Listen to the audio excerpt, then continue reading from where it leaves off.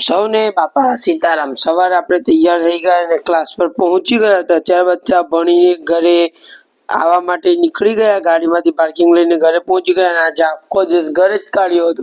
ત્યારબાદ આજે તો ફાઇનલ મેચ પણ હતી આઈપીએલ એટલે પંજાબ એ ટોસ જીતીને બોલિંગ લઈ લીધી અને પંજાબ બોલિંગ કરવા લાગી ગઈ હતી અને આરસીબી ની સ્ટાર્ટિંગમાં જ 2-3 ઓવર પડી ગઈ હતી અને આરસીબી ની વિકેટ પણ પડવા માંડી હતી। ત્યારબાદ વિરાટ કોહલી પણ આઉટ થઈ ગયો અને બધા ધીમે ધીમે આઉટ થઈ ગયા હતા અને પપ્પા, માસા અને મેં પણ મેચ જોવામાં ખૂબ રસ પડ્યો એટલે જોવા લાગી ગયા હતા અને ત્યારબાદ જીતેશ શર્માએ ખૂબ સારા રન મારીને એક આરસીબીને એક લેવલ સુધી પહોંચાડી અને 190 નો ટાર્ગેટ આરસીબીએ પંજાબને આપ્યો હતો।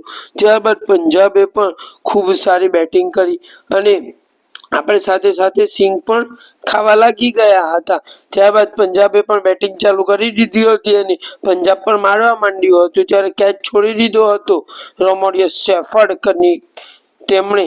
ત્યારબાદ આપણે મેચ જોવામાં ખૂબ વિકેટ એ લોકોની પર 3 પડી ગયા હતી અને શ્રેયસ અય્યર 1 રન પર આઉટ થઈ ગયો હતો। ત્યારબાદ આપણે ખૂબ ખુશ થઈ ગયા હતા અને પંજાબની બહુ બધી વિકેટ પડી ગઈ હતી એટલે આપણે ખુશીમાં બાસુંદી પીવા લાગી ગયા હતા। ત્યારબાદ પંજાબ ટોપ 5 પાછી આપવા માંડી હતી। ત્યારબાદ પંજાબ પણ હારી જાય તેવી સિચ્યુએશનમાં આવી ગઈ હતી। આરસીબી જીતી ગઈ હતી અને થોડાક જ ક્ષણોમાં કોહલી પણ ખૂબ રડવા લાગ્યો હતો અને ખુશીના આંસુ નીકળવા માંડી ગયા હતા કોહલી અને 18 વર્ષ પછી કોહલીએ કપ જીત્યો હતો એટલે કોહલી ખૂબ રડતો હતો ખુશીના આંસુથી।